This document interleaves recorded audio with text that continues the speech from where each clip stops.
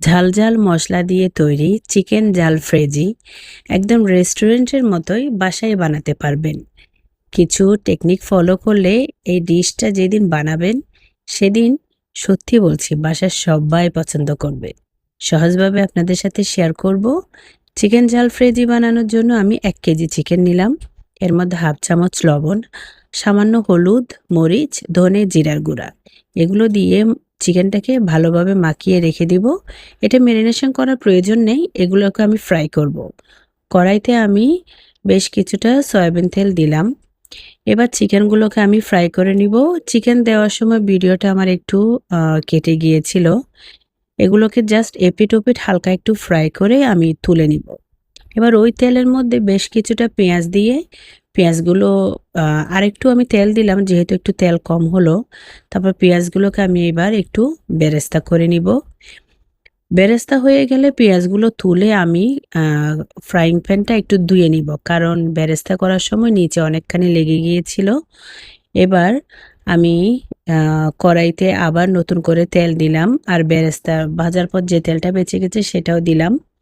এর মধ্যে আমি 4 টেবিল চামচ আদা রসুন বাটা, তারপর আস্ত গরম মশলা দিলাম, লবণ দিলাম 2 চামচ, হলুদের গুঁড়া 1 চামচ, মরিচের গুঁড়া 2 চামচ, ধনে গুঁড়া 1 চামচ, জিরার গুঁড়া 1 চামচ। সবকিছু দিয়ে সামান্য একটু পানি দিয়ে মশলাটাকে একটু কষিয়ে নিলাম। তার মধ্যে আমি যে বেরেস্তা করলাম সে বেরেস্তা থেকে আমি অর্ধেকটা বেরেস্তা এখন দিয়ে আরও কিছুক্ষণ মশলা কষালাম। তারপর এখানে আমি 2 টেবিল চামচের মতো একটু টক দই দিব। তারপর টমেটো সস দিব প্রায় 2 টেবিল চামচ।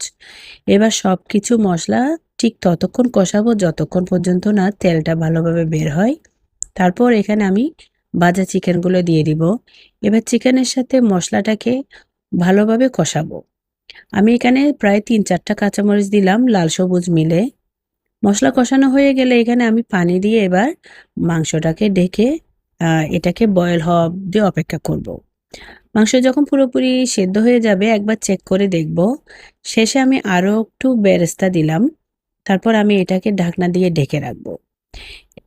কিছুক্ষণ দমে থাকলে রেডি হয়ে যাবে চিকেন জাল ফ্রেজি।